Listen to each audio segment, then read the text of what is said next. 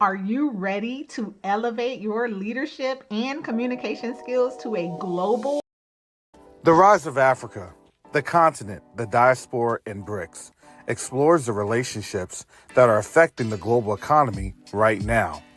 This book explores the relationships of the African diaspora's influence on the African continent and why this is important in stabilizing relationships with an understanding of how BRICS impacts the future, good or bad.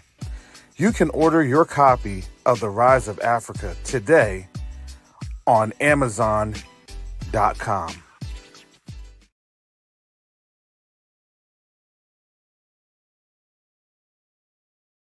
Neo-diplomacy is the new currency. Neo-diplomacy is the new currency. The reason that I can say that is you have a couple of different factors occurring right now as we speak on the world stage. The dollar is being disrupted. Nations are no longer wanting to engage with the United States. But the third factor that affects each and every one of us is that there is a diaspora from the African continent that's willing and able to engage our brothers and sisters on the continent.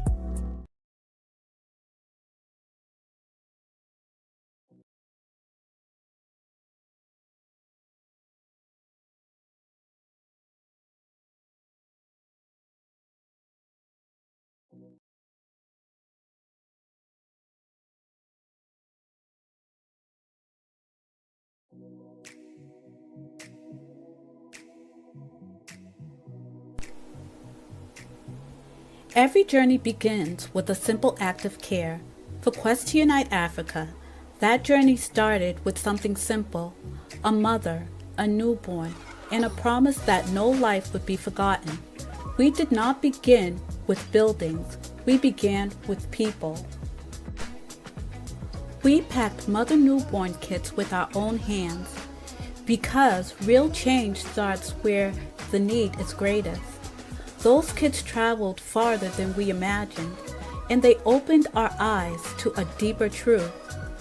Aid saves lives, but infrastructure saves generations. So we grew.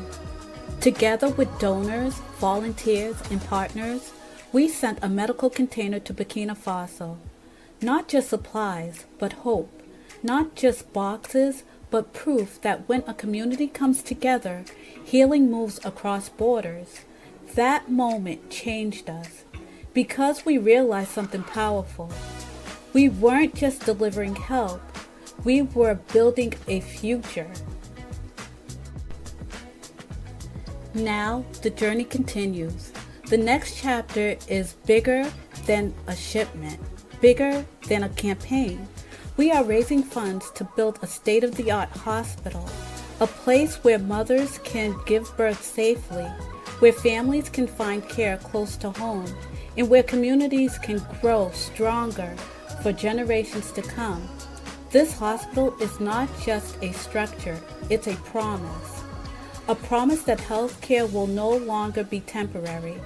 A promise that dignity will have a permanent home. And just like every step before, we cannot do this alone. Every gift, every brick, every name placed on the founder path becomes part of a story that began with compassion and is growing into legacy. It helps us move from emergency aid to lasting healing, from containers to care that never leaves, from vision to reality. Join us, stand with us, help us build a hospital that will serve generations, moving healthcare into action. Visit q2ua.org today.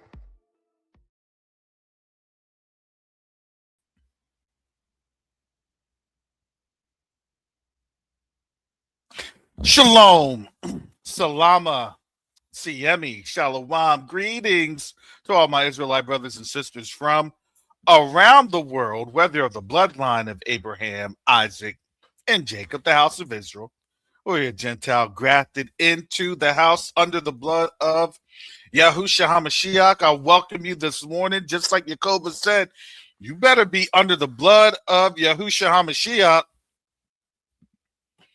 That's the Most High made flesh. If you don't know, you're best to know.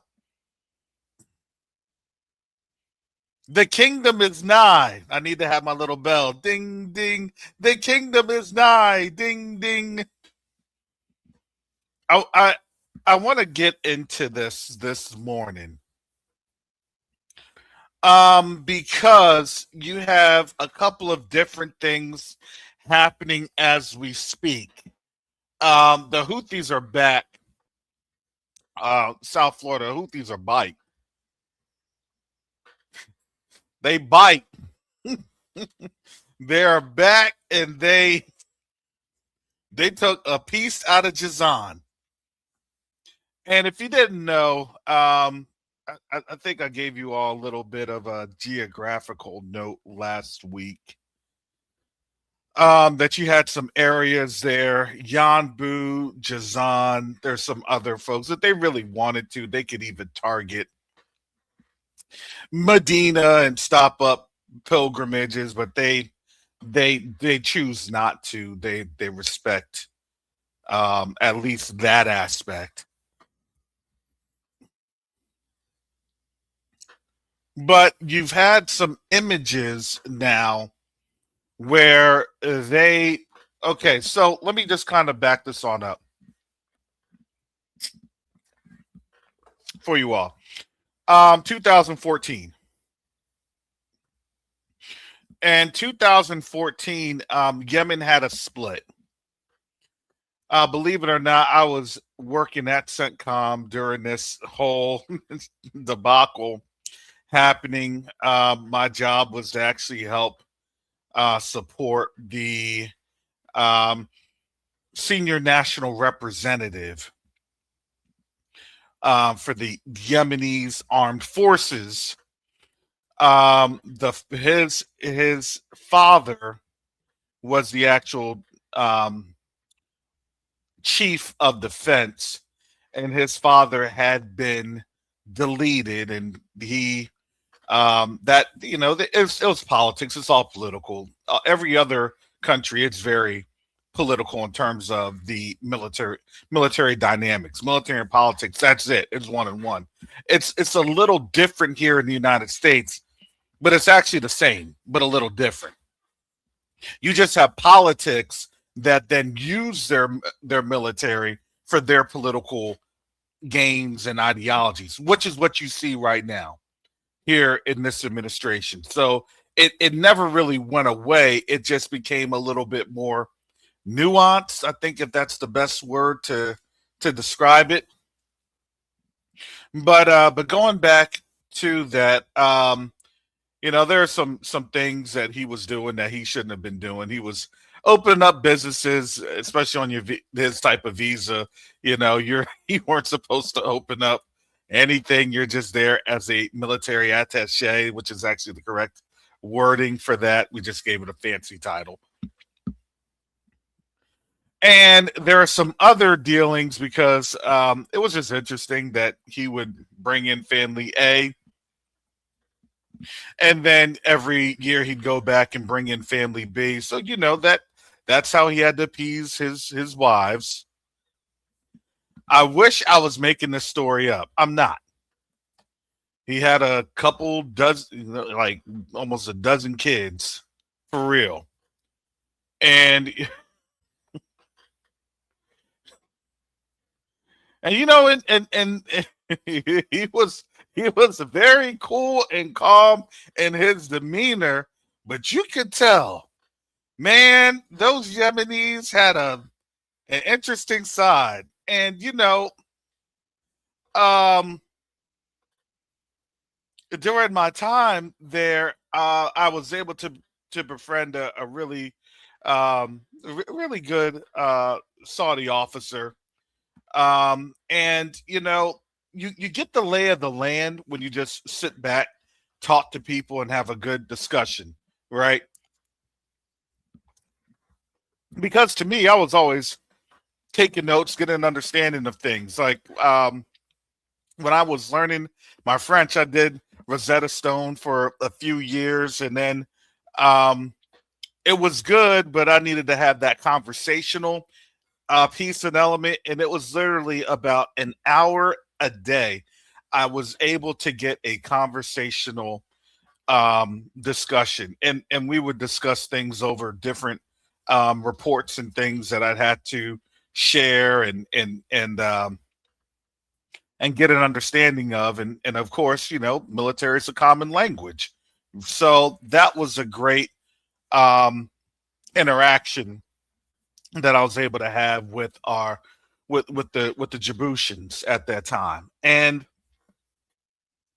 it was very interesting to see how that area there in the Arabian Peninsula, Horn of Africa, as a young officer, I really didn't, I could appreciate the geographic magnitude of that area, but now seeing it in the negative context, now you're starting to see the geographic area and issues going on, because what people don't want to tell you is Djibouti hosts one of China's largest naval bases outside of China, and it's in Djibouti.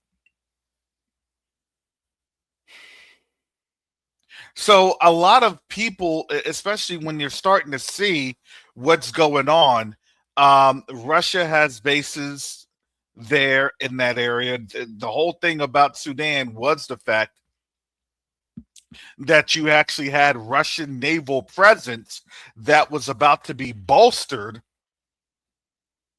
with that present military, or excuse me, recognized army, or government. I think that's the best way.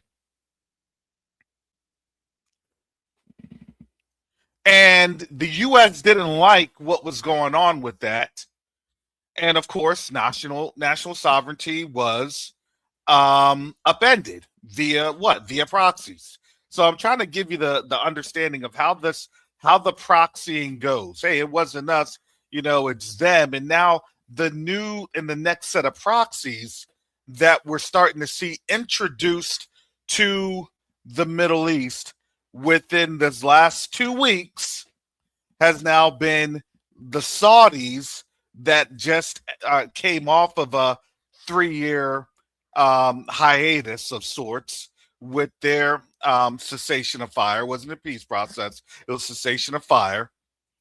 And now with the Ukrainians now targeting the Caspian Sea, which isn't, totally implausible. But to me, I don't think it was the Ukrainians. I think it may have been a Ukrainian led operation via Azerbaijan, because a lot of things have been going on. A lot of the rumors and rumor mills, Azerbaijan could be there. They are very much U.S. and Western vassals, and you have to understand the way that vassal states work.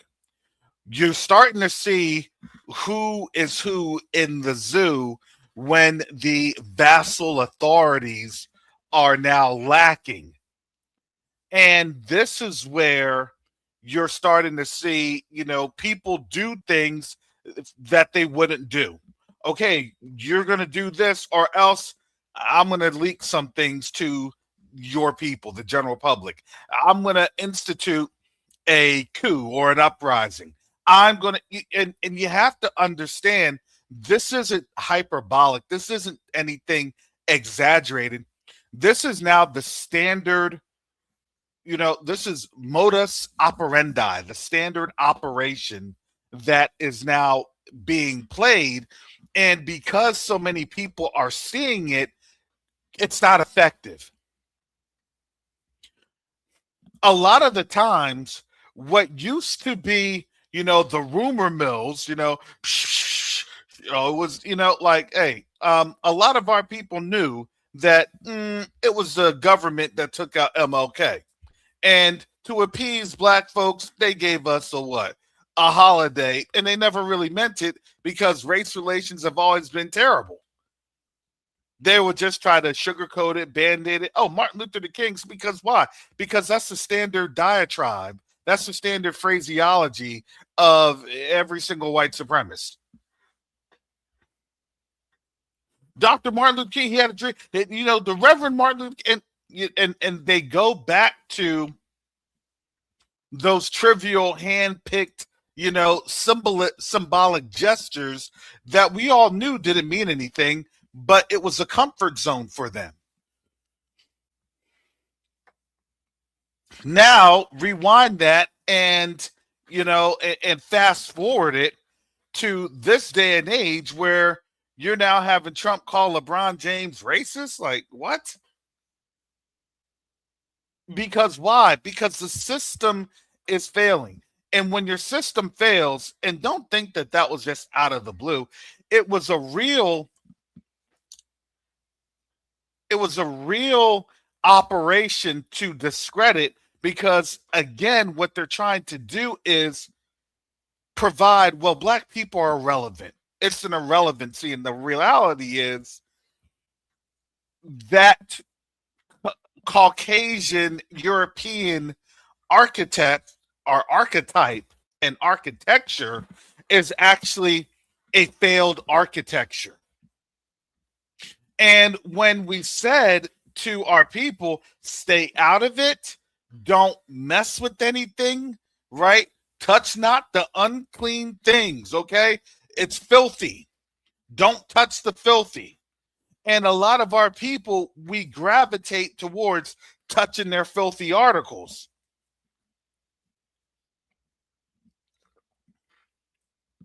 Hey, listen, that was real with Judah.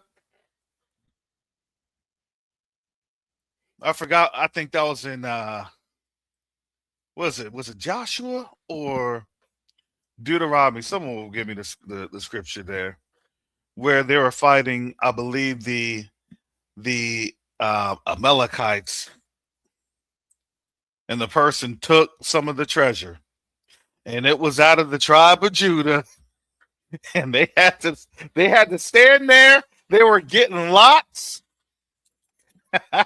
The lots were being taken. This tribe, this tribe, this tribe, this clan, this family. Oh man, show us what you did.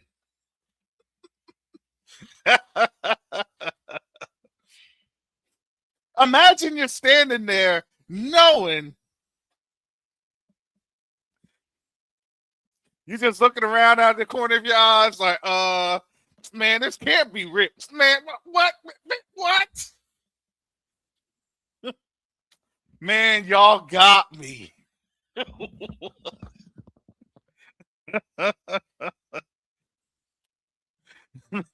Man, what happened was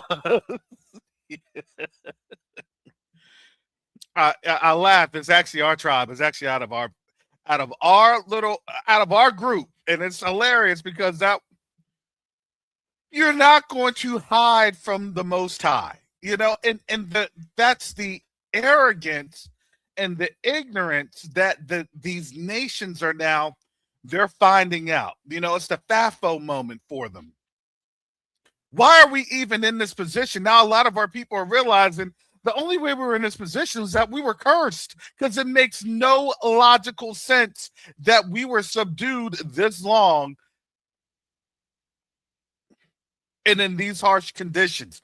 It made no logical sense that our ingenuity, our aptitude for problem solving, unless we were under a curse, and that curse was because that was our own vanity that was being shown. And one of the things when I look at the wealth distribution, one of the underlying factors that has attributed to the success is simply we actually got out of our own way. And we got out of our own way because we got out of our own way of vanity. I don't need to have that. Matter of fact, what I do need is I need our people. I need the support of our people. I need to understand what our people are doing next, how our people are doing this. And I want us to realize that that goes way beyond a specific demographic that has harmed us. No, that should be the model for all of our people. If I'm going to use some different oils or tinctures or things of that nature, I make sure, even if I'm looking at something on Amazon, I just do a quick Google search. Who's this made by?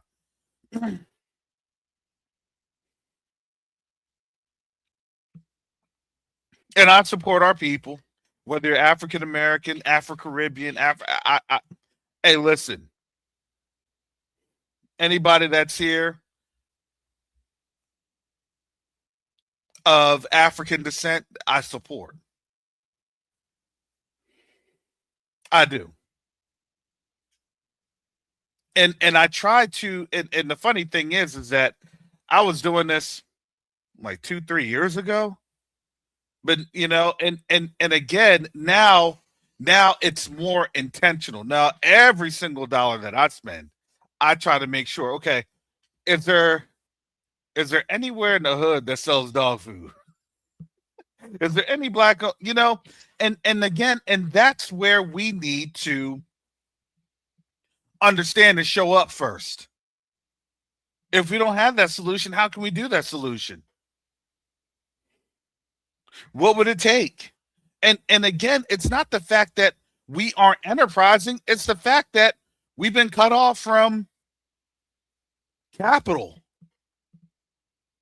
And they did that intentionally. They did that on purpose. But the reality is, did they do it on purpose, or did that come through because that's something that the Most High has done in the lands of our captivity, to not be comfortable? And the reality is this.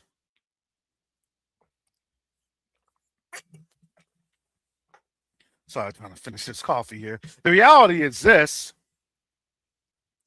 We have been uncomfortable. We've lived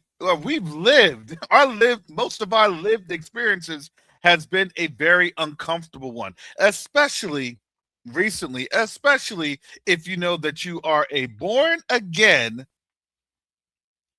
Hebrew in this awakening. You're going to be living and experiencing all manners of discomfort. Look, it's not fun. And I tell people this, it's not fun being blackballed. I'm blackballed. I speak up. I speak out. My name is attached to Covenant Awakenings. My name is Dr. Garris Copeland.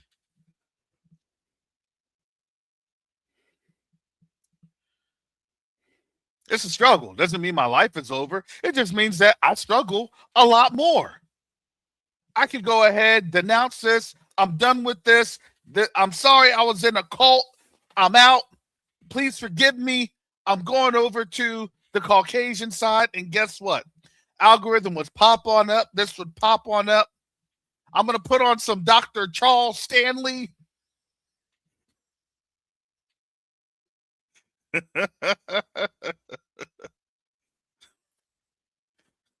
Instead of a focus on the Hebrew family, it's going to be a focus on the Caucasian family. Now, you Negroes get some little tidbits too. I got to make my money.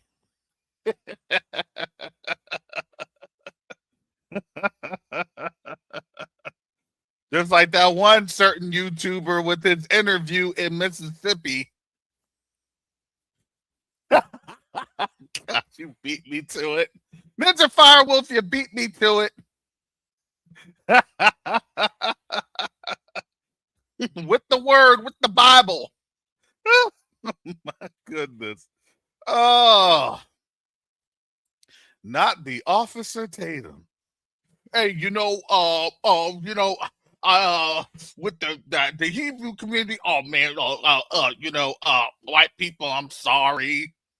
Let me get some more butter biscuits with extra jam and gravy. Oh, feed me all the lard that you can. I won't be able to even make it in the next 5, 10 years because every part of my body is about to be cut up and cut off. That's a good Negro. All right. Thank you, Ninja Firewall. Chapter 7 for Joshua. Yeah, so is Joshua. Chapter 7. Look, and you got to remember what we're doing as a people. Yeah, there's going to be stragglers. Stragglers are getting cut off. But I look at that and I say, well, you know what, Father? I thank you that I'm actually struggling and doing what needs to be done than being a brown nose and capitulating to genocidal actions.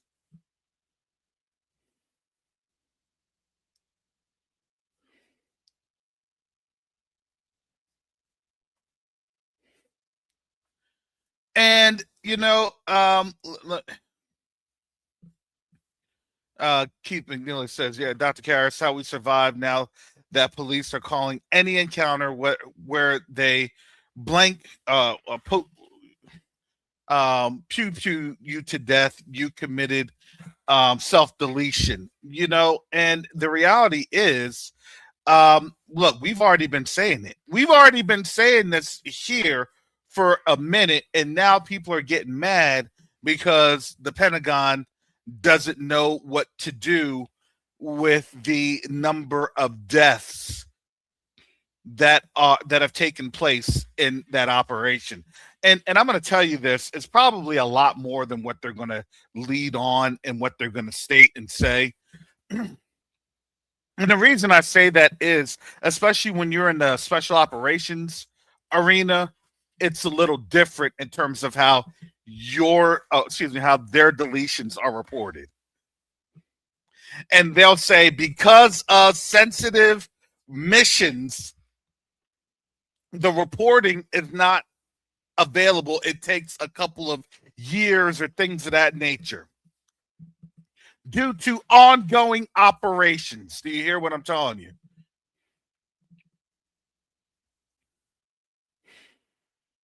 And everything that I told you about was the same thing that we said. Oh, it's a different operations. He's going on the same script, the same playbook. But if I'm able to see the same script in the playbook, how many other people are seeing this? How many other people are saying, yeah, okay, this is what's going to happen next? When now people are seeing what's getting ready to happen, you've already lost an element. You've already lost an element. Keyword lost. And that loss may not necessarily take effect until you see everything going down. And when it goes down, you don't see it going down, and you just have months, weeks, days to ponder. You only may have at that time hours. Oh boy, things are coming quick. Oh boy, things are happening right now. Now I'm going to get into this because, again, you had the oil refineries. The Patriot system over in Jazan didn't work. They tried to offload, or excuse me,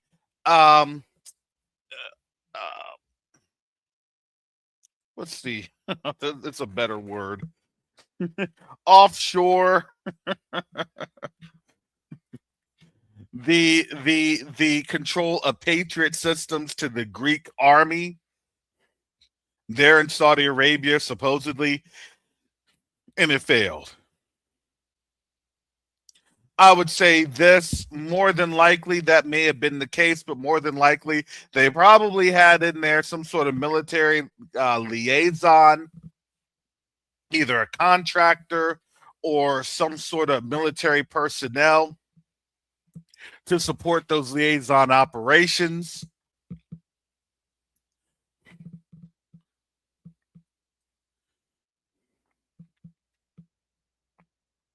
But the thing that I wonder about is they knew that that was going to come, and they just let that happen. Actually, I don't think they let it happen. I think, to be honest, curses a people, curses a nation that put their trust in their own arm. And now you're seeing, look, every curse that you see, everything that we witness when you're reading Proverbs of how to not do things is being done. Why? Because you have to see the perfect examples of how the Most High has moved and demonstrated his word. Because why? Because his word doesn't come back void. It never fails. It'll meet in that season at that time for that purpose. And yes, it's reported the U.S. lost 43 jets. That's a lot of money. That's a couple $1 billion right there. On top of that, they don't have the necessary rare earth materials because China has been cornering the market. Why do you think they want to go into Mali? Or they're threatening to go into Mali? It's all threats.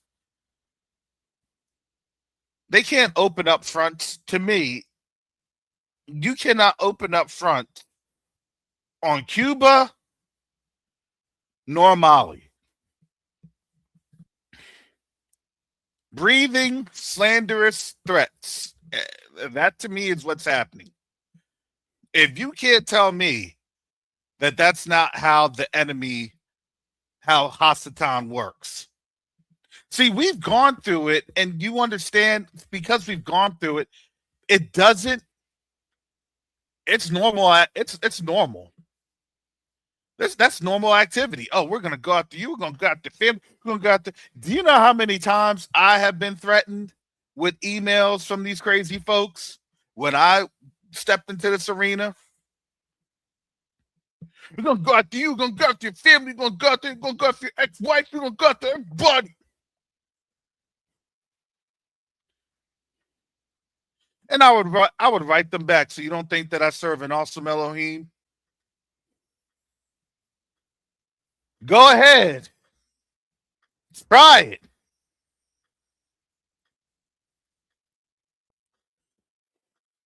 Because you're going to the hospital tonight. Jit. Because they try to swing at me. Most High broke the knee.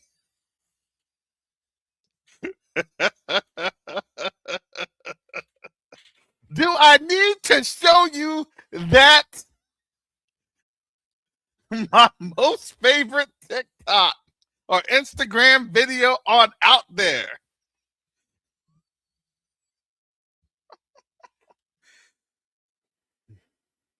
No, your arms do not swing. Your arms are too short for the Most High. Stop. The Most High will literally stop you in your tracks. In your tracks. Not your tracks.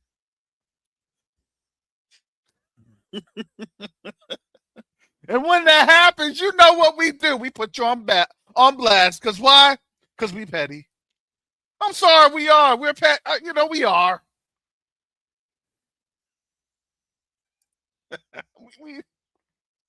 I had somebody the other day.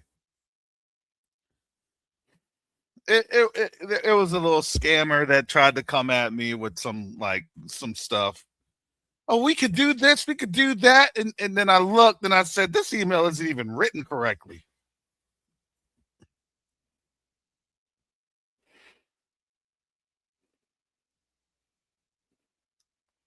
Because I went through and I told him, I said, I looked at the little company website. Your email is all jacked up. You are not going to get any business from me. or thought you were gonna get business, or thought. I said I took the screenshot. I emailed the folks. That's what I do. Hey, I tag them and stuff. Hey, take a look.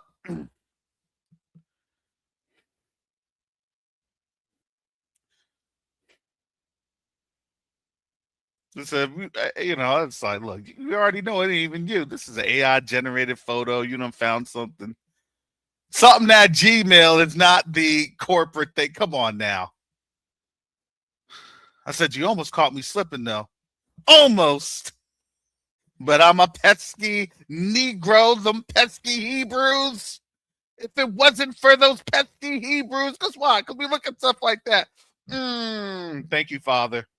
We got the Ruach HaKodesh, the Holy Spirit filtered, censored, the meter. That's what I tell people. Pray about everything. Pray without ceasing. Give the Most High praise without ceasing. Because why? Because then you'll see the traps, because sometimes we operate out of desperation. And then we have to look at things and say, why are we operating like that?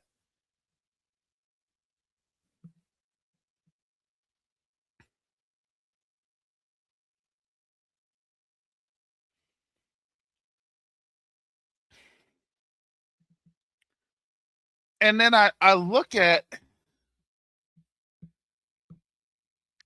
things, because I want to tie this on in before I start in on these articles, because they'll start to make sense. I don't like to just, throw things on out there, and I want to give you some actual biblical exegesis. I'm using them big words like Yakoba.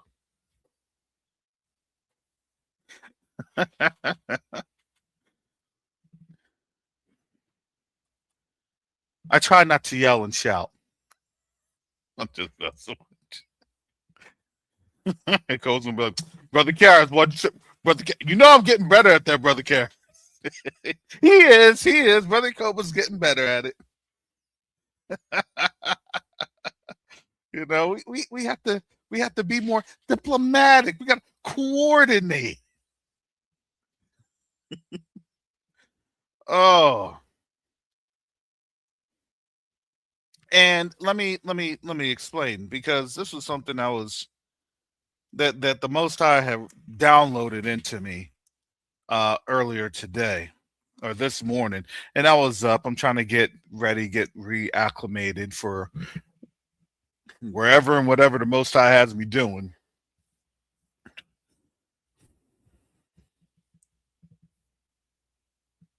But one of the things was based off of what I was trying to do. And every so often I'll just go on out there just to see, like, if anything is going on. There are things that I have in the background, but I'll still, like, hey, hey, Father, I'm not a fool. I'm just trying to prepare, right? We all try to do preparation. If this is that, or if that is this. And the other day, because I had updated my little profile on LinkedIn. Hey, I got my little doctorate and everything else. And I had a conversation with my brother, and my brother is always, he's my big brother, so he's always hard on me, because he's seen how I've been in this walk, and and this walk is hard. This walk is tough. And when you are seeing this happen to your family, I've seen it with him and his wife about 15 years ago. That was tough, and and he was able to financially do better. But as a big brother, he's going to tell me, hey, Karras, you need to do that. Karras, I understand. Look, when people try to, they try to be supportive, and then you try to tell people, like, hey, well, let me help you, because you may be in your own way, right? And that's what he thinks about me with this awakening. He's like, look, you're in your own way, and I get it. Because some things, look, think about if you're a disciple under Yahusha. Man, you're following that dude. Couldn't you just be working?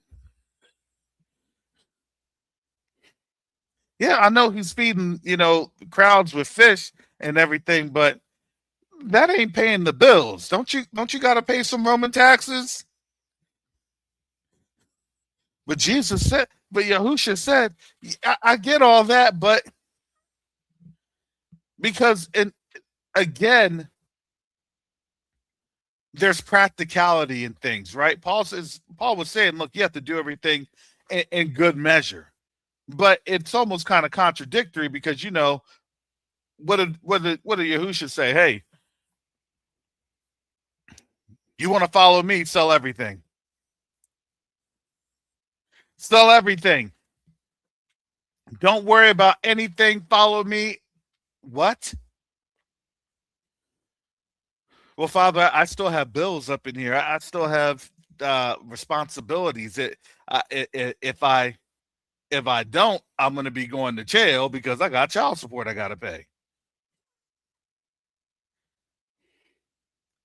So there's practicalities to that. So that's why I tell people, I'm like, look, understand that there are still practicalities. That's why, look, don't go overboard with things. Pray about things and let the Most High lead you and guide you.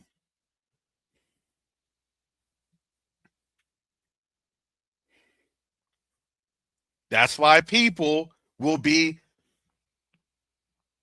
thoroughly misled because they go too much on what that person is saying. And I always say this: don't believe me, pray about it. Always pray about it.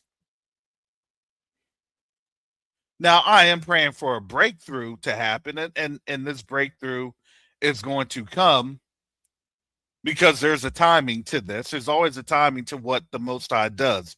And when you're at that particular time, everything gets harder. It has to. That's how the Most High operates. You see, he gives us scripture so we can see how he operates. So then when we're going through that operation, oh, yep, it's going to be that dark. Oh, yep, I'm going to go through those trials. Oh, yeah, it's that horrible.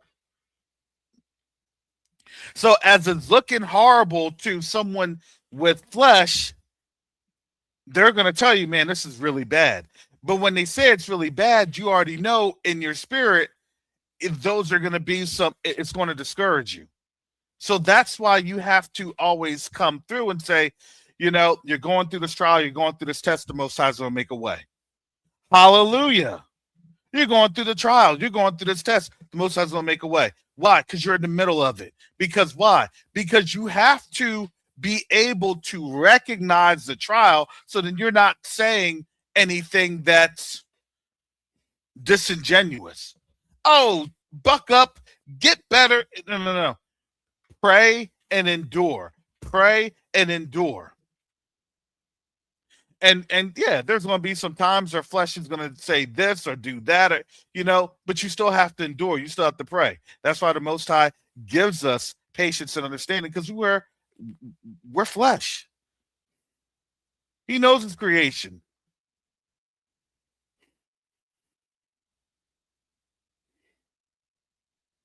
And during that time, I got the email. Oh, well, you because I was able to update my profile. And then I get the emails coming. Oh, we could get you into an executive role. We could do this. We could do that. And I glean information because I want to know what's on out there, right? What are the professional trends? I look for different reasons. If I need to have this person, if I'm trying to hire this person, if I need to do this, that's what I look at.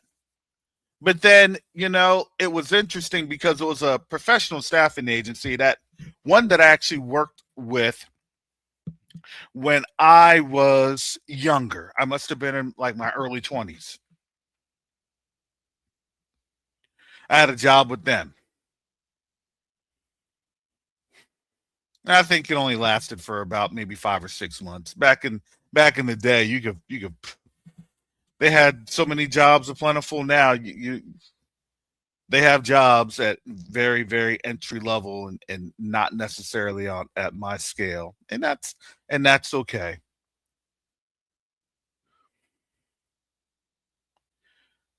But I was looking at things because I'm like, well, should I update things and stuff like that? Because if there's anything that people try to sell, and I'm like, okay, I can do that.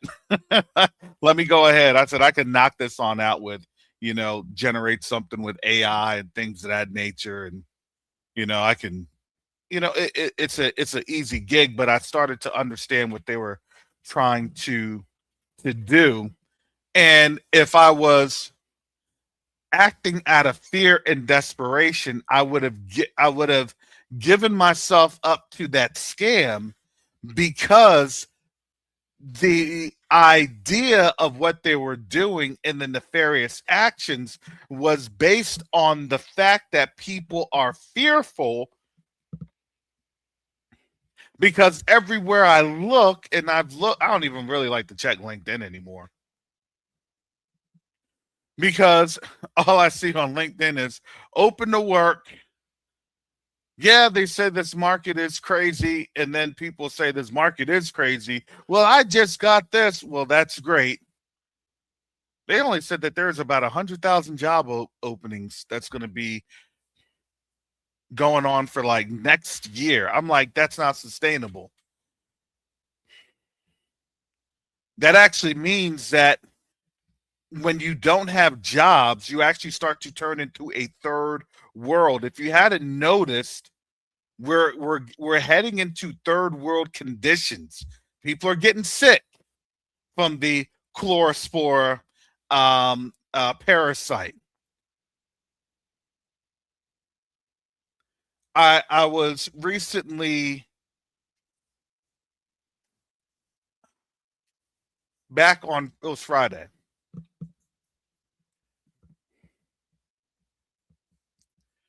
and one of the acquaintances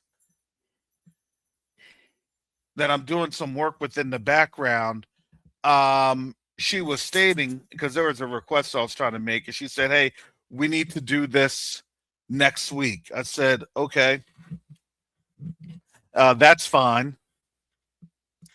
And she said, "You know what? I'm going through it today. My niece and this acquaintance that I'm working with, she's from the same place that I grew up at in New Jersey, which was Glassboro. So we actually our families know one another." So I said, "Oh, okay, that's I understand that." But she was stating that her niece had died from the chlorospore parasite, and it was typical. She had been fighting it for the last I'd say I think it was like 2 weeks, something like that. And it got to the point that she was so dizzy and drowsy and dehydrated that she had to go to the hospital.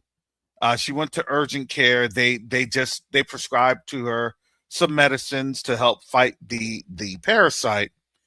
But the problem was that the parasite had already been so ingrained that she developed a massive fever. Her arms had like swollen to some unnatural proportions, and the niece ended up passing away. And so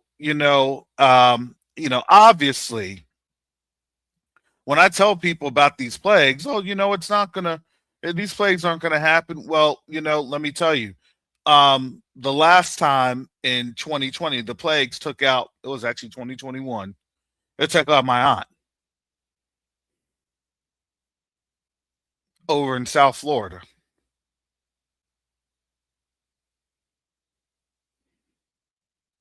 And that's why, I tell people, listen, um, we could all be affected and impacted. All of us, including me. I give the Most High praise just for being able to endure.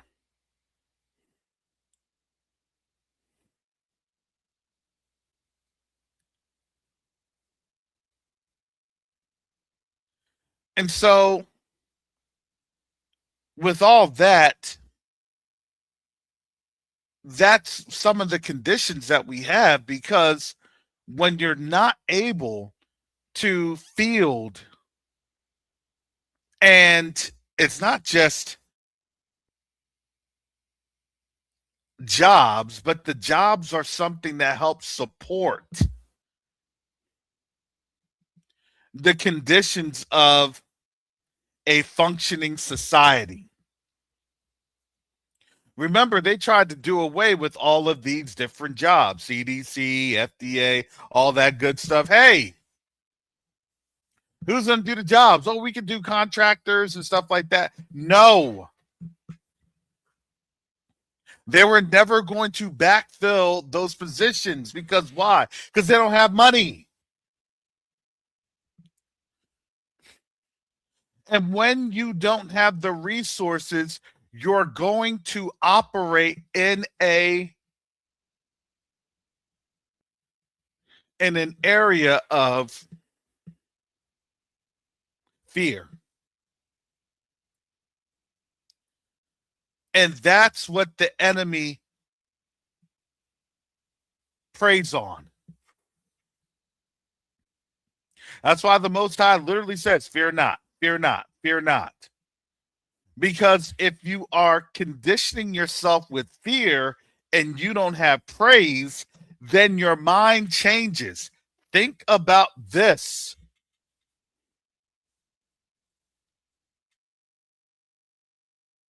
Think about how America's operating right now. They're operating out of fear. Let me tell you how cold this is. Let me tell you how cold this is. How has Esau, Edom operated?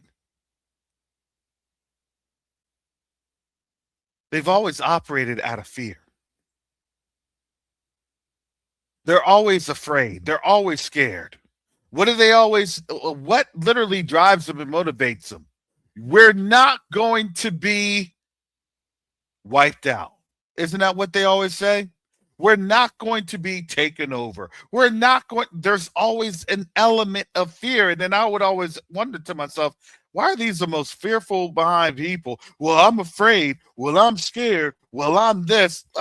Look, these are things that's been happening to us, and we continue to make it.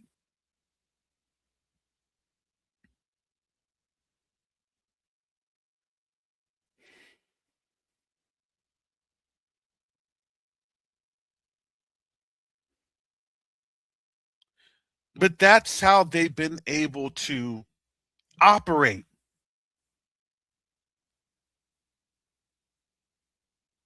But for a time, for a season, they have been given favor. This is what I think. I think our people don't realize this. They have been given favor.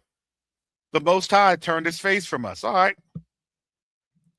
The principality that we've been given to, they've been able to operate.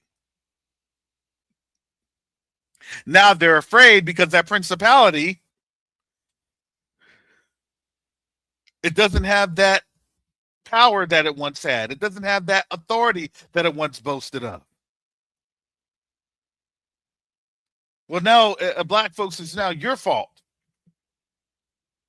Huh?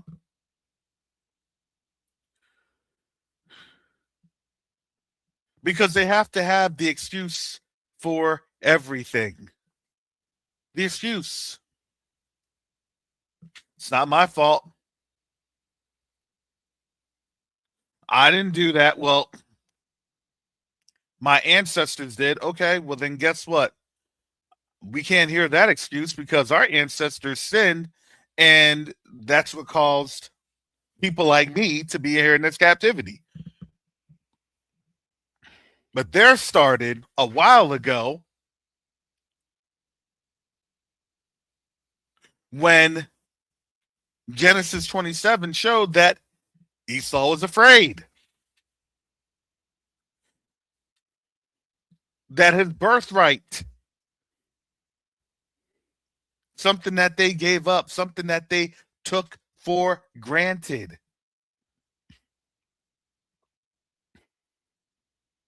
Everything that they get, they've been able to get, but they take it for granted. They're able to attain and conquer, but they've taken it for granted. And now at this final hour, this final culmination, now they're scared. Because why? Because they've always taken things for granted. That's why their stuff usually doesn't work. Someone help me. Someone bear me out. Someone this. Black person, help me. Get my sales back up. Get my performance back up. Get my contracts back up. And when they do, goodbye. Oh, don't worry, I got AI. And now AI isn't functioning the way that they thought it was going to function. Because fear produces greed. Greed is vanity.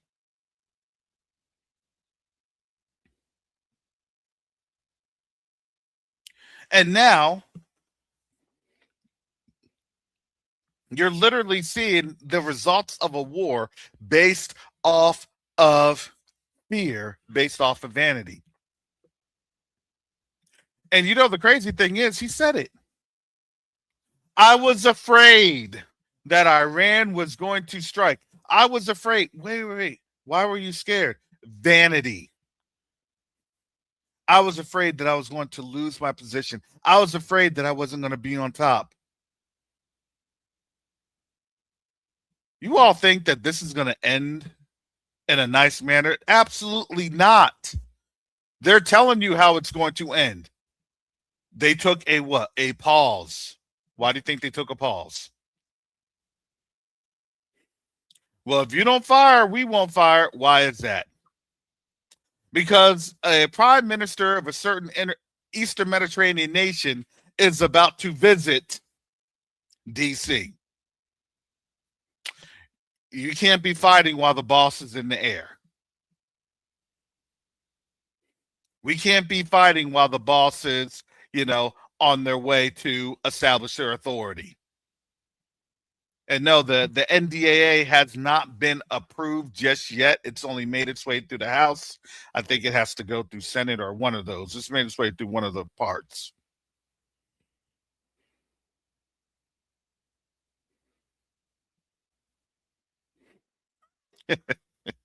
Even AI suggests to get an African American. I'm only AI. Get a black man or a black woman to help you. They'll set you straight. Yeah, that's pretty funny.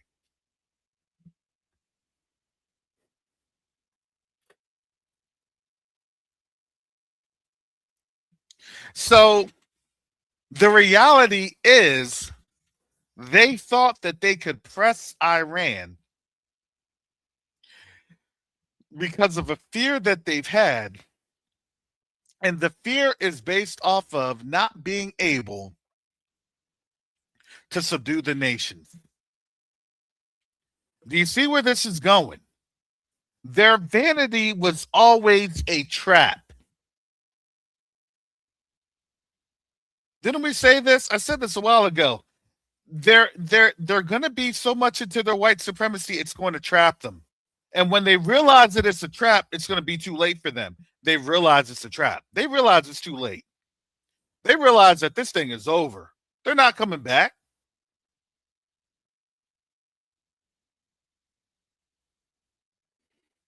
Well, how much money did we spend? They don't even know how much money they spent. You want to know why? Because they're not trying to disclose how much money they spent.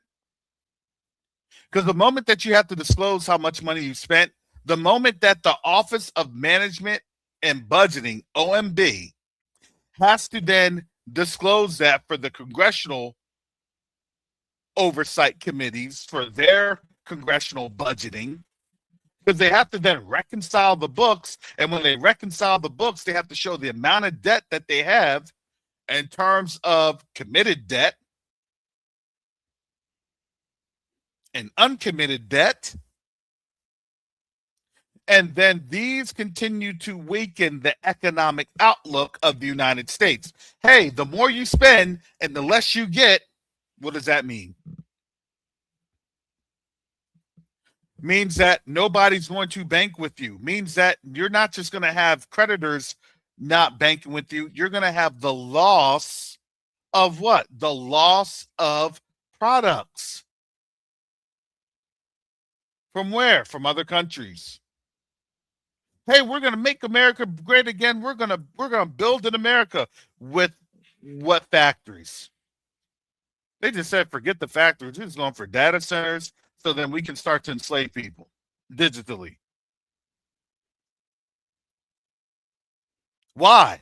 Because they already know they cannot produce like that. They're not a people to produce life. It's a death cult. So they're going to do what? They're going to do what they're going to do more gloriously.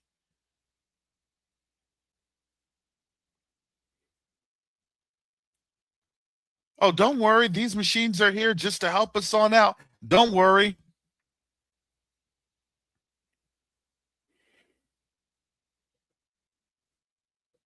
And we have seen this. We paid attention to this. We've analyzed it, and now it's here.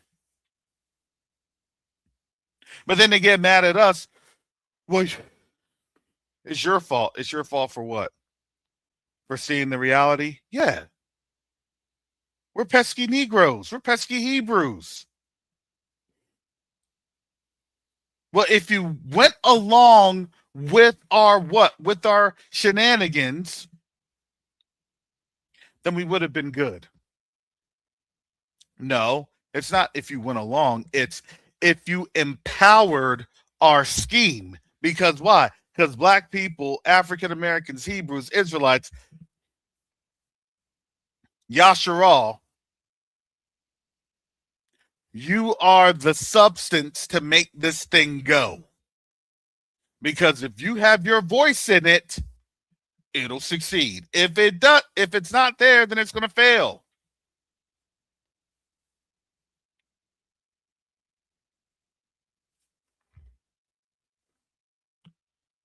What has happened? Look at the wealth distribution. In less than what? 2 months? Folks' businesses are going out of business. And instead of actually, as a community, having a statement to apologize, they're going to follow their counterparts, their Caucasian counterparts, straight to the depths of vanity, and then they're going to fail. And when they fail, they've already were trying to get some sort of other Asian crime bill 2.0 craziness. Because why? Nope. This is a great thing about America. It's not compulsory. We don't got to spend money with you or anybody else. Even though the game was to economically disenfranchise us, we now understand the game. And now we all understand, okay, there are some black folks that see the economic vitality in working with our people. Business is business. That's what they say.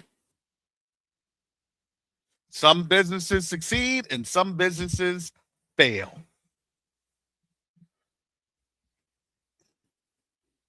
But why do those businesses succeed and fail? Because it's based off of our participation. And I think that people forget this is a brand new day. Look, the way that this has happened, just by even sitting out, that takes our power back. That's the biggest power move that I think our people didn't even see coming or realizing. Dang, y'all go crazy over us just being in peace? Yes. Because the idea of fear and vanity is they can empower themselves based off of your ability to be disempowered through your fear. So they create the fear so you can be fearful of the thing that they've created so then they can go ahead and profit off of your fear. Come on.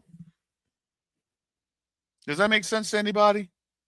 If I'm the only one talking, okay, well, that's a message for me. Hallelujah. They've already had the power. They've already told you that. Oh, if we can get a black person to represent the brand, oh. And now it's like we don't care about just having any black person. We already know how our people get down. With some people that are in league with folks that eat our people. Get out of here.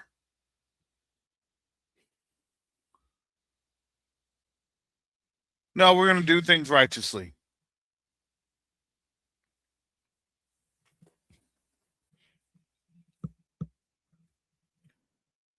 Thank you for tolerating that. That was a big intro because I wanted to share this.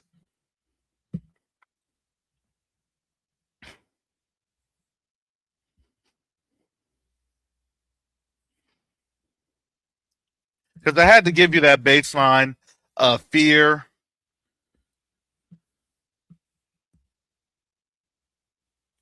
so you could get an understanding. Give me just a second.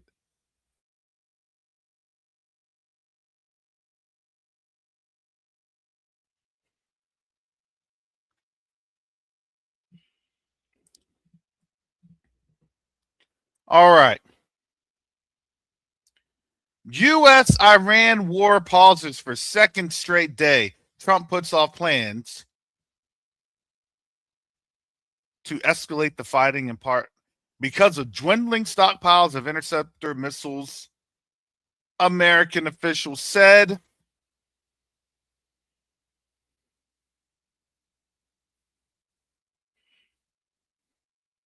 My question is this.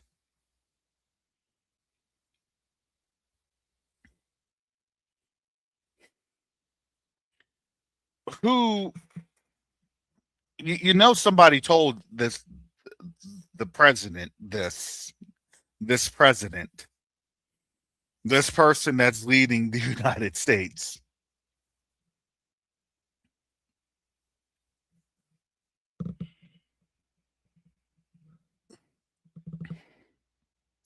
If you go into there and they retaliate,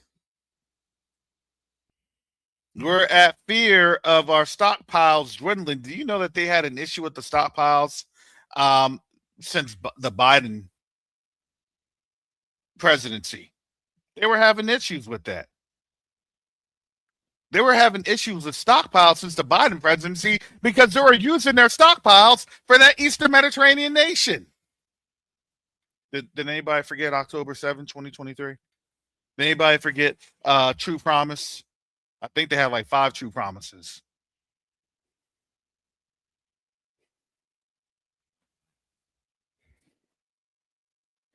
Now they got Nasser, which I believe it's called like their Operation Thunder.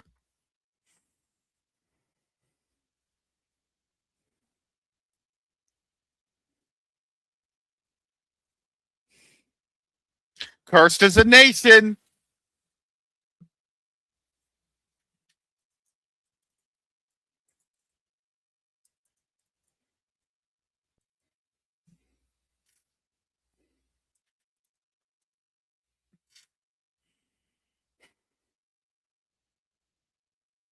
I gotta get this on. I gotta get this on over to you all because I'm making this up. I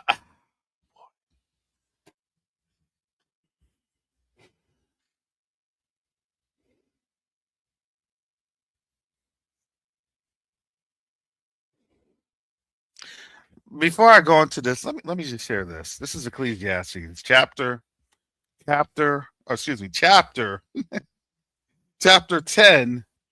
Dead flies cause the ointment of the apothecary to send forth the stinking savors, so doth a little folly of him that is in reputation for wisdom and honor. Look, if you are foolish, you're going to stink. And oh my goodness, what did they say?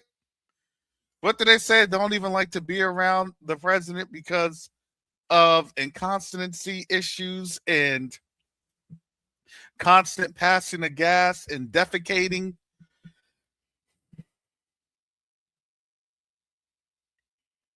The Most High's word never returns void. I'm just saying, let's continue. A wise man's heart is at his right hand, but a fool's heart is at his left. Because why? Because there's no honor.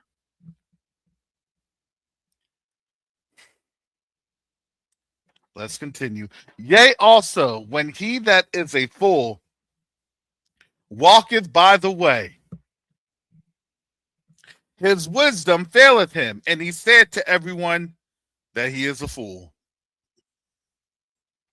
You're not going to say that outright, but with the actions and mannerisms, people can see. People are being told, right? Not what you say, but it's what you do that tells me. If the spirit of the ruler rides up against thee, leave not thy place, for yielding pacifieth great offenses. There is an evil which I have seen under the sun, such as an error which proceedeth from the ruler. Have we not seen this error? And now the wickedness is costing lives, as it always does.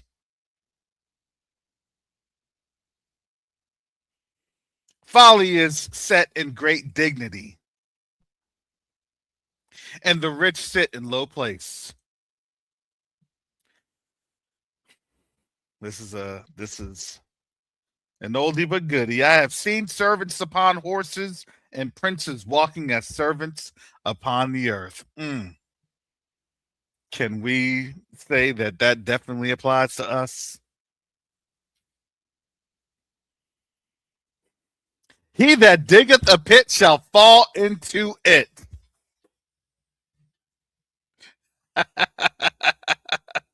They dug that pit themselves. I'm just saying. And whoso breaketh a hedge, a serpent shall bite him.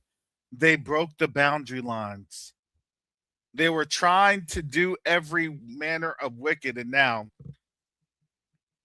it fallen on them. But these folks, they love Jesus. So Jesus said that they can do all manners of wicked and evil because Jesus said so. Romanology 101.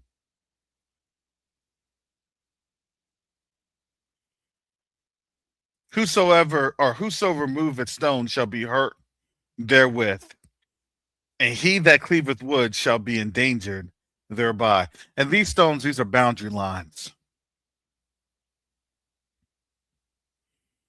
Taking the resources, taking the wealth.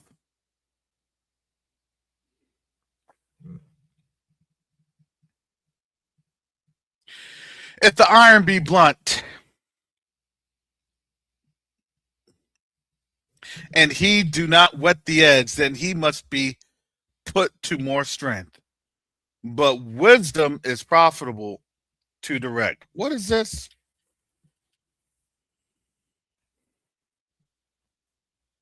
Preparation. If you can't prepare your axe to cut down trees because you haven't sharpened your axe,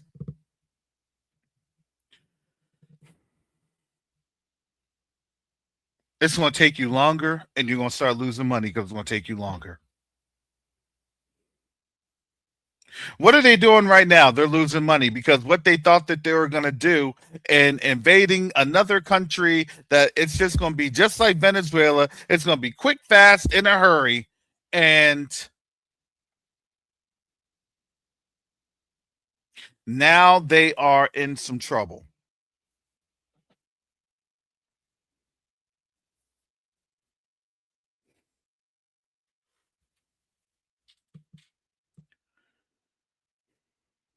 Ecclesiastes chapter 10, verse 11. The serpent will bite without enchantment, and a babbler is no better. Mm, mm, mm. Hallelujah. The words of a wise man's mouth are gracious, but the lips of a fool will swallow up himself. Do we not see all this? The beginning of the words of his mouth is foolishness, and the end of his talk is mischievous madness.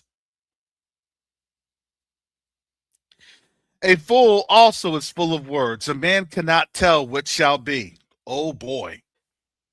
And what shall be after him? Who can tell him? Is this all on point?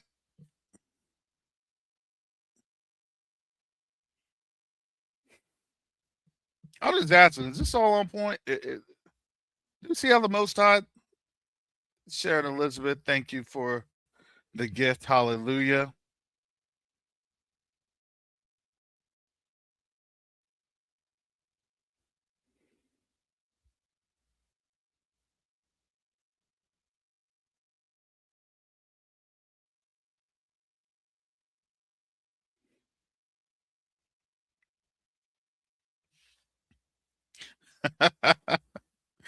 This is one of my favorite.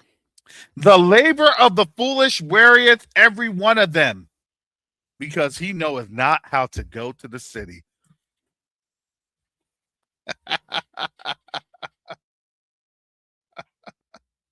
He doesn't know where he's going. He's lost.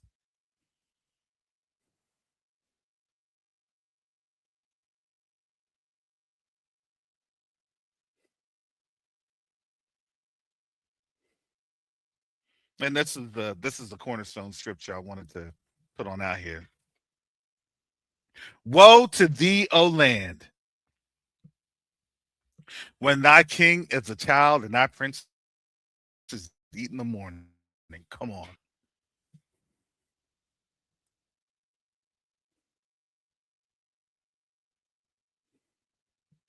The land is cursed.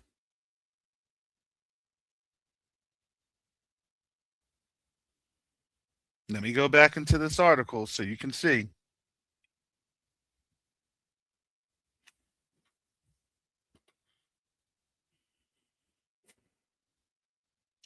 President Trump has struggled to decisively end the war with Iran, even as global economic toll and number of casualties of American casualties have mounted by Aaron Boxerman and Sanam Mahuzi. The war between the United States and Iran remained on pause for a second straight day on Sunday, while the Iranian foreign ministry said that there had been some movement in talks between Iran and mediators over the Strait of Hormuz. No U.S. strikes on Iran have been reported since Friday, while Iran has similarly held off attacking American allies around the Middle East after about 2 weeks of skirmishes brought the two countries back to the full-blown war. President Trump decided last week to put off plans to escalate the U.S. assault on Iran, at least for now, according to U.S. officials. Mr. Trump and his aides were motivated in part by dwindling stockpiles of interceptors to shoot down Iranian missiles, said the officials who spoke on condition of anonymity to discuss operational matters.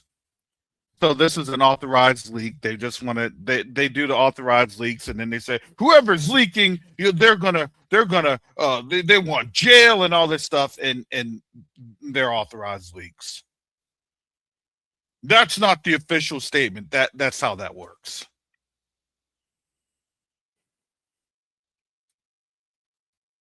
So they couldn't. So what they didn't do, they didn't plan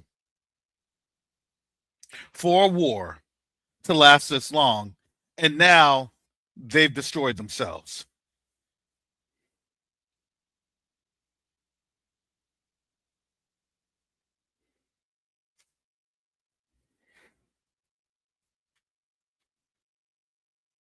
And I would say this, you already know that at the end of the day, the U.S. cannot lose. They cannot capitulate. Because again, I'm telling you, that's the end of the U.S. empire. You're actually looking at the end. Because then what will end up happening is this: once they know that the U.S. capitulates, guess what's going to end up having to happen? U.S. is going to have to pay, and it's going to have to pay money that they don't want to pay. So, do you understand what's going to end up happening, folks? As the accounts are about to be raided. How do you think this thing what happens? Well, can you pay the FAFO fund? We effed around and found out, and the moment that you pay, I know it's we could do in these taxes. No, they're going to go through and they're just going to raid everybody. I.e., here comes that digital currency. I.e., you think they're going to come out of the United States? If you think you're going to be able to leave, guess again.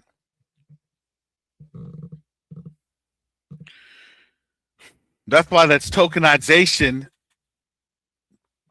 is coming. That was the reality of the tokenization. Because the real money, or what would be of real value, recognized internationally, would be far more diminished that it won't even be in circulation, i.e., the liquidity of real money will be lessened.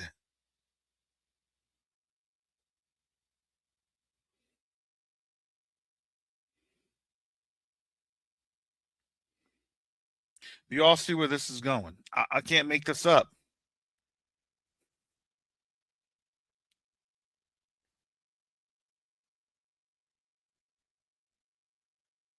So, in order for that money, those funds,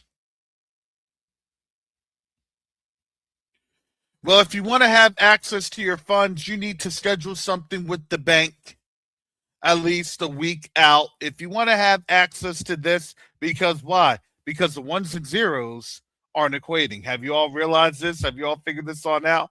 There's a limit to how much money you can withdraw on a daily basis. They're limiting what you can withdraw from your banks through ATMs. There's limits. This is what FDIC, this is what SEC, this is what, you name it. You see where this is going now. Oh, if you have this amount of a transfer, this transfer has to be cleared, and this clearance can take this amount of time. It's new SEC rules.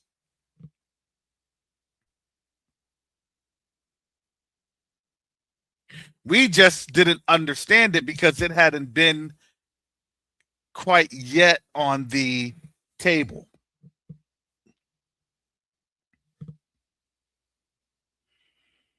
And now we're beginning to see. Because if I can articulate it, you know what that means? The cat is out the bag.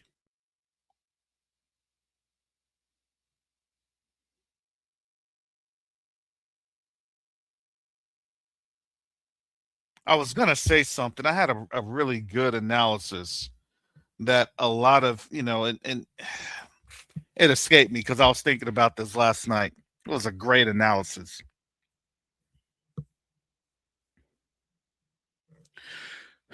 Of what was going on in the Middle East, why things were happening. Some things that I'm like, oh, I should have written that down.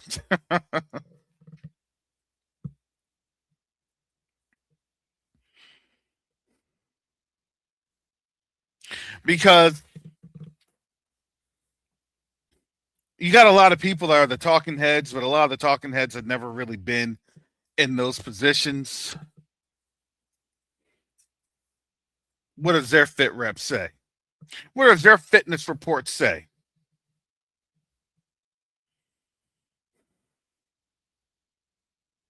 What does their official evaluation say? Man, there it was, Mick Jagger. I was thinking that, but I wanted to show you this. I wanted to explain this to you. Hallelujah. Okay, Father, help me. And I'm sorry, I didn't put the line out just yet because there's a lot of meat and content that I wanted to explain right now because it's going to be very difficult. So bear with me as I break down this synopsis. Okay.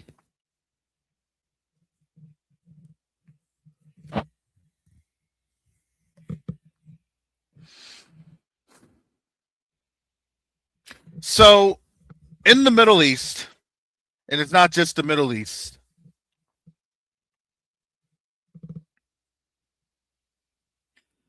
you have a pause or a cessation of sorts. And yes, it can be based off of the stockpiles and everything else, and I say, all right, if that's the story that they want to use,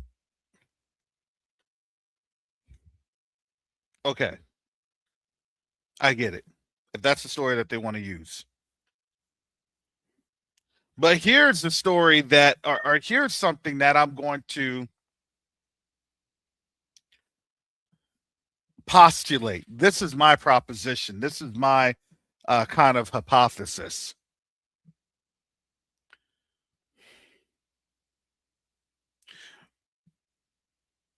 For a lot of people, I don't know if they realize this.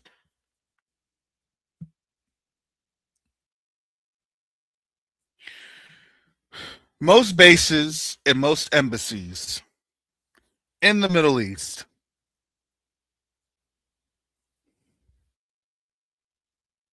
their security is actually not managed or manned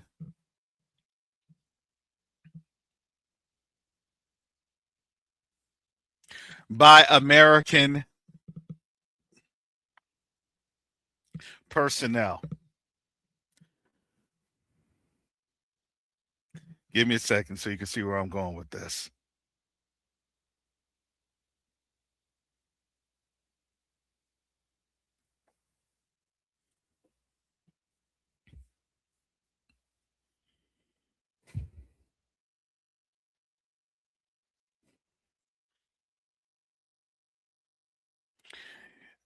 You have more than likely,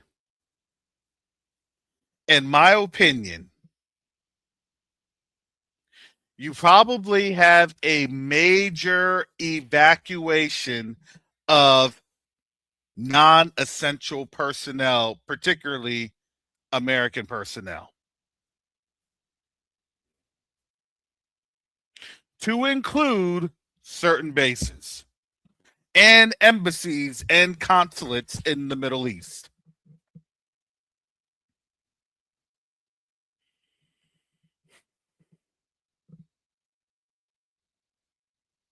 Now, the reality is this. Those foreign nations that do the contracting, these folks are not stupid.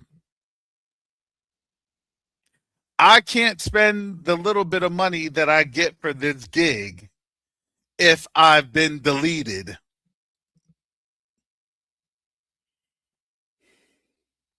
And what are they doing? They're all seeing and witnessing these fly-by-night operations of, well, we got to evacuate. We got to get things together. We got to move things on out. We got to get sensitive material out of the embassy. And they'll say, just to be on the safe side, operational security, OPSEC. So let me tell you where I'm going with this. These folks from all over, they're usually like APAC countries, all manners of places in the Pacific,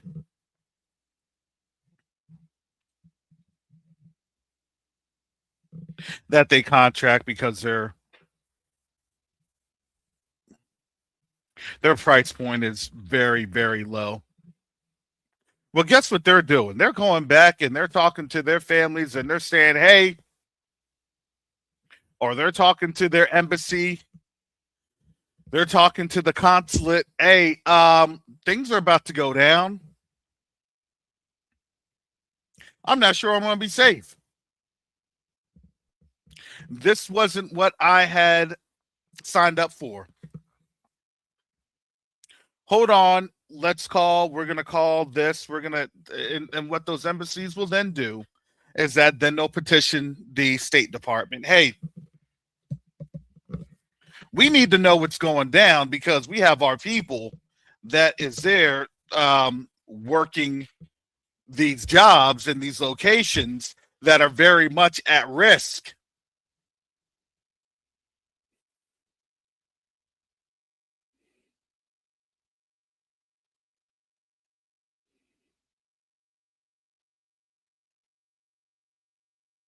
So then those embassies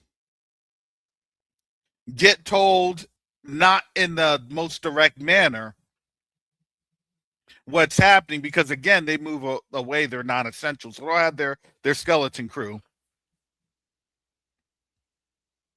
just to keep up appearances while 90% of their staff is gone. And generally speaking, the staff that's there at the embassies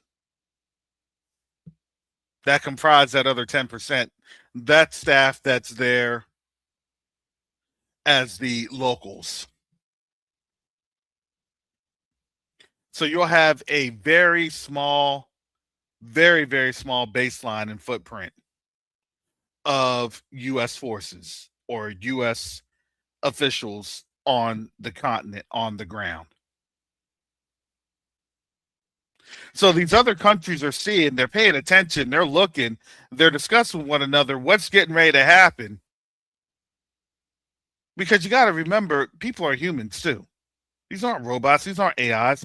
These are folks that went on over to make some money over in the Middle East because it was probably a very substantial amount of money. And folks have done that before. They did it for 15, 20 years. Some people have retired. Some people made the recommendations. Hey, I got my fill. I had enough.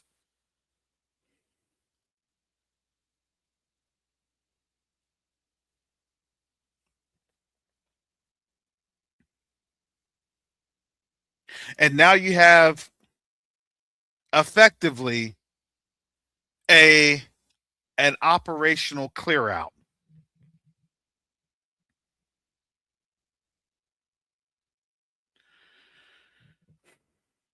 The thing is, they're not going to tell you that they've cleared out. They're going to tell you that um, our stuff is still functioning and things of that nature with probably one or two American officials.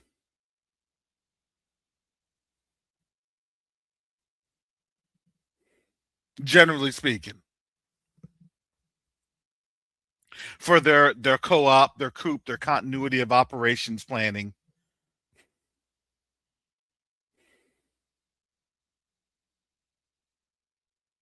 But what that also does, that also starts to then spook the local population. Hence, that's why you don't hear things from what is being posted over in the Middle East, because again, a lot of us don't speak Arabic or any other languages other than English. And AI could, obviously misconstrue what is being stated. So, technically speaking, we've now lost the veracity of reporting.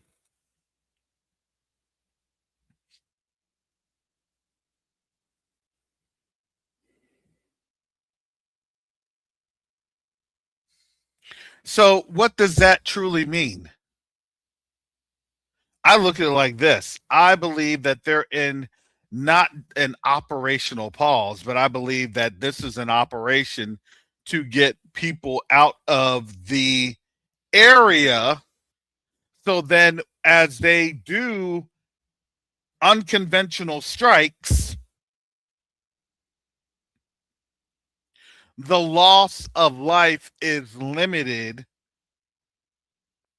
with American officials. However, they're not going to tell you how many of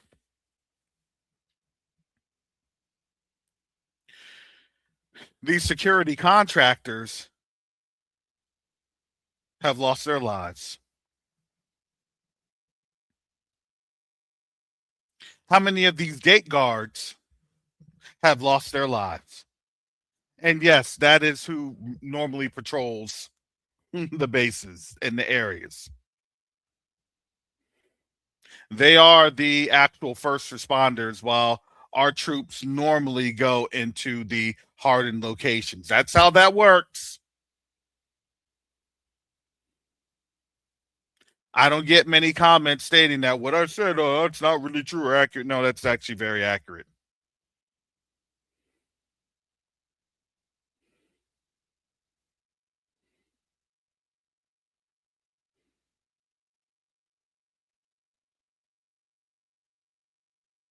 So while the loss of life may not necessarily have been reported on the US side of the house, those folks that are still there at these observation posts and other security posts that are generally not US persons, well, that's the collateral damage.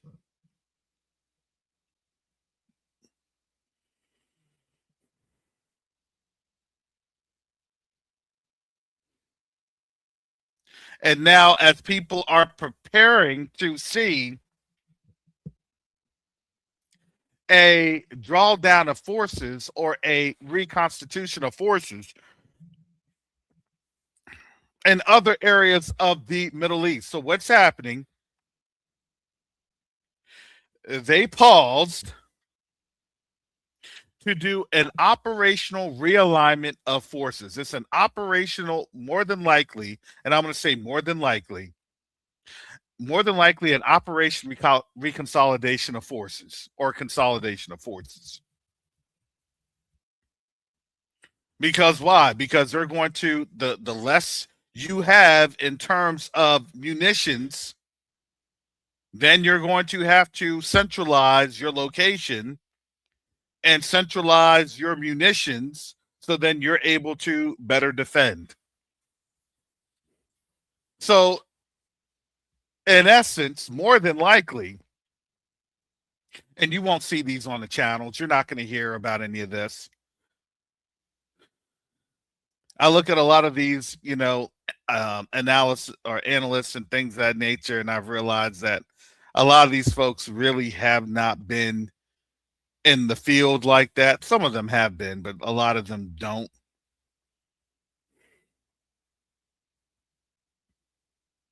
Because frankly speaking, a lot of people don't like to talk about it. Hey, if I'm going to talk, I'm going to get in trouble. Or I'm going to get blacklisted. Or I'm going to be blackballed. And. So that's why I'd come on up here and I give you all some great insight and analysis. Because I'm telling you more than likely what's happened. So they're giving you a little bit of the truth and they're giving you, a lot of the lie, but they're going to give you a little bit of the truth. This is what's going to end up happening.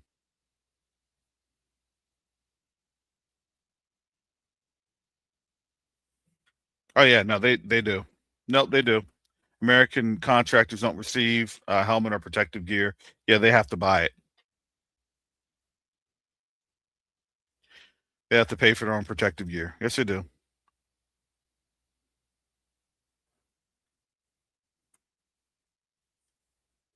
And yes, didn't I tell you all that, Ninja Firewolf? I told you all that the other day. Look, Iran and Russia are getting ready to jump into this fight.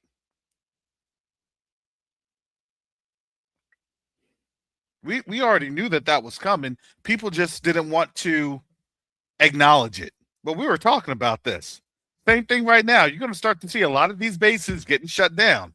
They're going to start to consolidate. Hey, operational pause, timeout, timeout.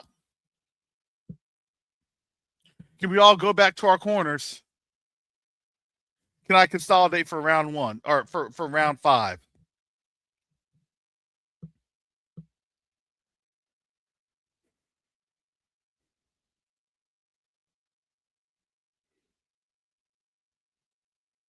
And as they're doing that, they now have to try to figure things on out because again, these other nations that are there, these host nations, they're going to say, "Well, I'm not going to be on the base."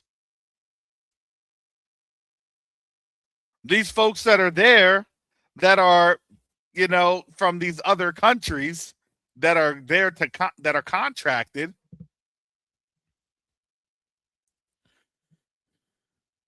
they're going to be saying, "All right, it's time for me to go. I see what's happening. I'm not going to stay here."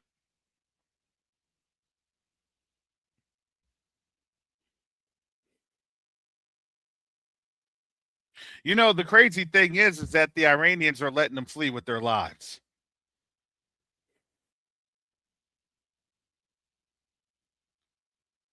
The reality is, if you know that you're dealing with the great Satan, do you think the Satan says, time out, hey, we're going to come to an agreement? Do you think you're ever going to have an agreement with the devil? That always just floors me. You realize that you're going to be playing with him and then he's going to mess you on up. At the end of the day, you're going to get messed up. And that's all we're seeing. We're looking at this and it's like, yeah, y'all going to get destroyed.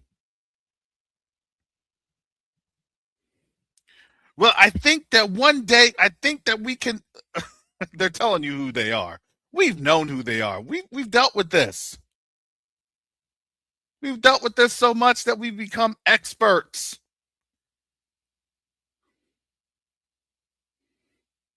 Even the African Union understands. Okay, we're never going to be able to get anything out of them. We might as well just. This is the time. When Africa said, "Hey, we're time for us to work on out this reparatory justice," because why? Because there's never going to be a good time ever. And the nonsense that the U.S. did just opened the door. So we might as well take that step, take that plunge.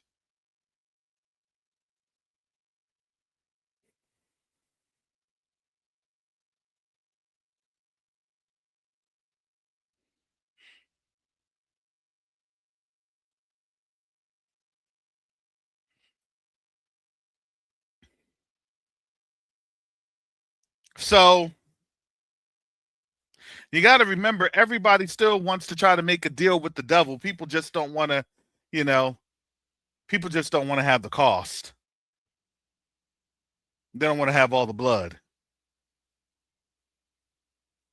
No, you're going to have the blood. You're going to pay.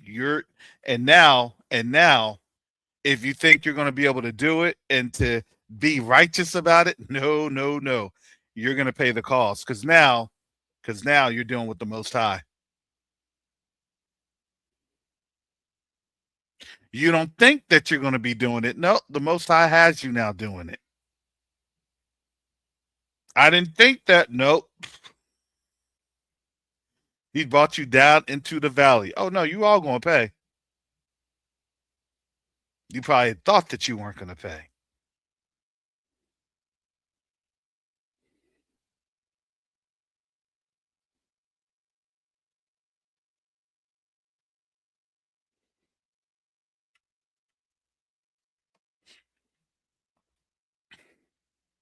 And why is that now? Because now, number one, here's the reality of this. If you do not have ballistic missiles to intercept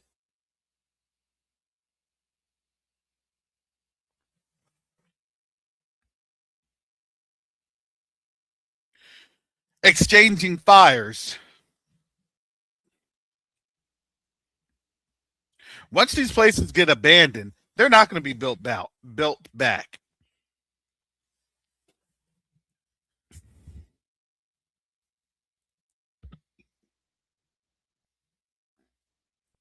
No, I'm gonna push back on that one, Mick Jagger.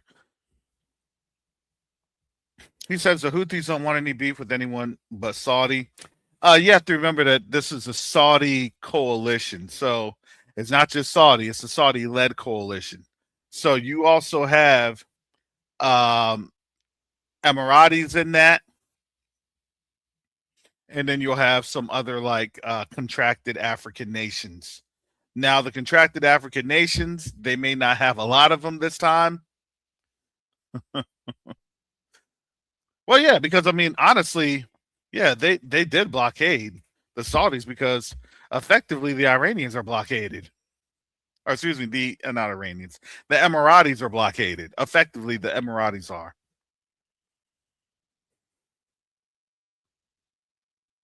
That's why I say effectively.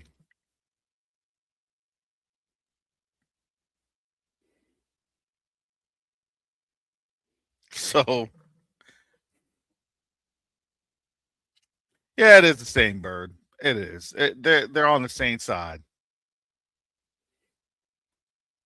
The last time they were contracting like Sudanese fighters and they were contracting Nigeria fighters.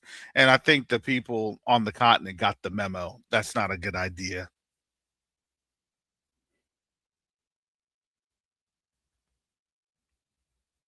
Probably not a good idea.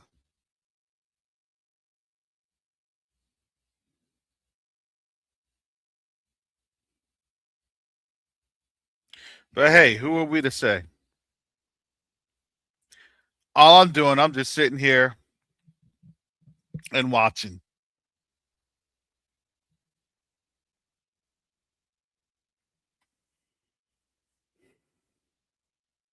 Because now the reality is this.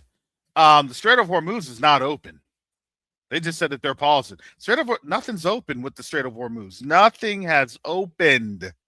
Nothing. They're in trouble. They just don't want to tell you that they're in trouble, but they are in absolute trouble.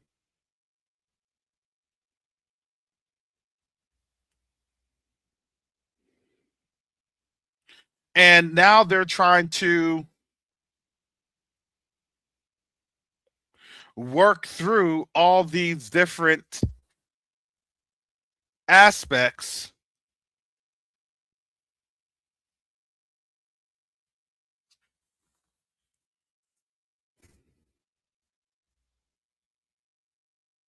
to where they're going to say, no, everything is good, everything is fine.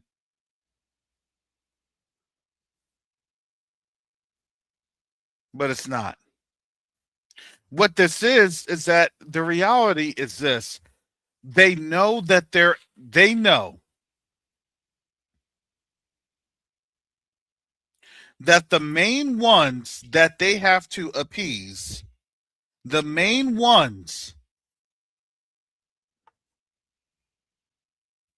that they cannot say that they've lost is not us.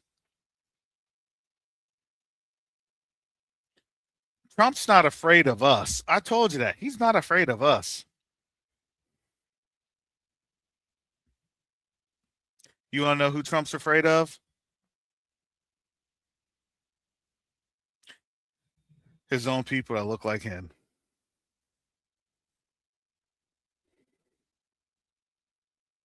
That's who he's afraid of. He's not really afraid of Iranians. He already told you that. He doesn't care. He's afraid of his own people. They're all afraid of their own people. Why do you think they have all the barricades and everything else and all that stuff? Nah, he's not even afraid of them Eastern Mediterranean nations.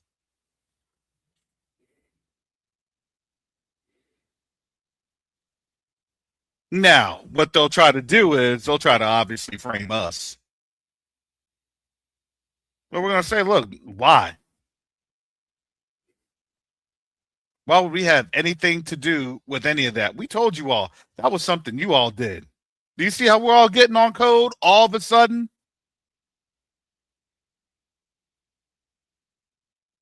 We already know. Nope. You all are demonstrating to us with all of these Nolan Well like situations. Man, we're sitting our behinds on over here. Thank you for exposing yourselves. Thank you for exposing this system. But we're just going to sit our behinds on over here and say, thank you, Father. Hallelujah.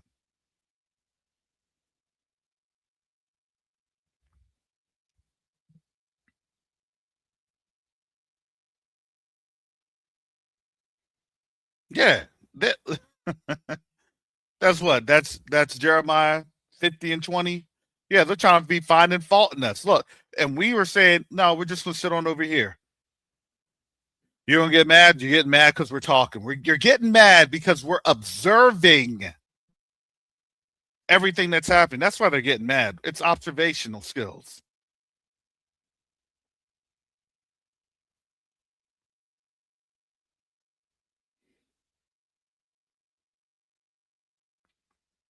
We don't need to help you in this. Matter of fact, you all are doing a great job destroying yourselves. Because that had nothing to do with any of us.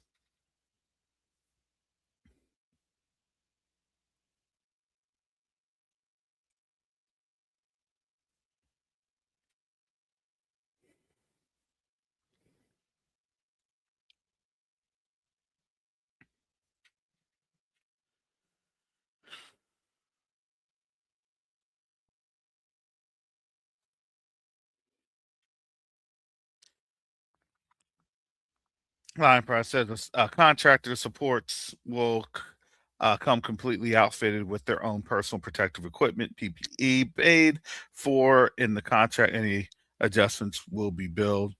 That yeah, and that is true. It's up to that contractor though, and let's just be honest, it is up to that contractor to pay you. The contractor will take the money, that for the contract. It's just going to be, oh well, you part of the contract that requires that you need to buy stuff. Yeah, because that yeah, everybody's trying to get their cut on that. If you're a subcontractor, then the prime, everybody's trying to get their little cut. That's how that goes.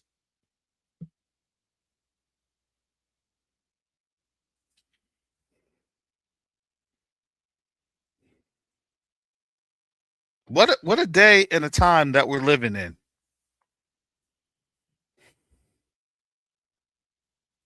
And I know for a lot of these folks on out here that have their big popular channels and all this other stuff, okay. But let's just call it what it is. Let's just understand what's happening.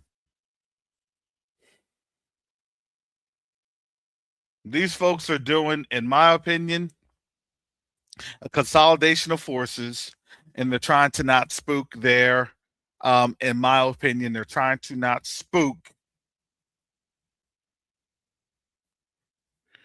their contracted third party nation contractors.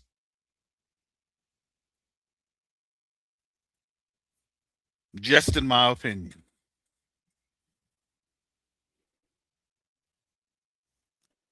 Well, tomorrow I'm going to, yeah, I see the article 18 deaths, 482, and then they charge this. This is coming out of, they changed that. This is just recently. This is from The Guardian.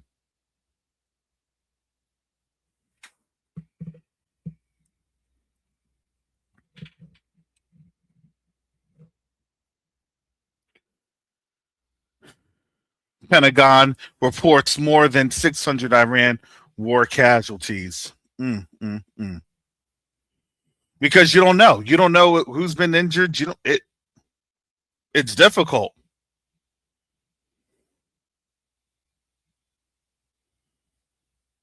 Defense casualty analysis system, right? Didn't I say that? I said they'll start reporting. They probably have like, by law, you're probably given like a couple of, months of time, days, and now they're starting to report this. And when people are starting to report this, and folks will be, authorized to do this or authorized to do that. See, the Trump administration has argued that April ceasefire, pause the clock. So see, they're doing as much as they can, and then they're now quietly trying to show things. They're not slick. They're trying to be slick, but they're not slick.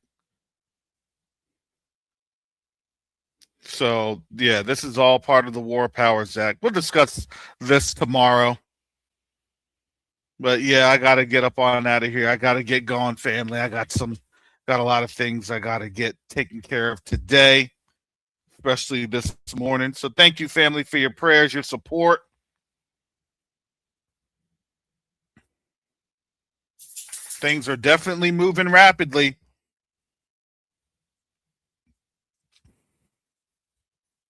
And I tell you, don't take anything for granted.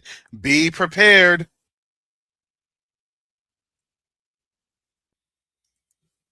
Because again, we don't know the day, we don't know the time, we don't know the hour. We only know what really they're actually showing. We can interpret what they're showing because again, they're going to say dog whistles and everything else crazy, and you know how that goes. Hallelujah. With that said, family, I gotta get up on out of here. Gotta get going. And with that, most high willing, I'll be back on tomorrow.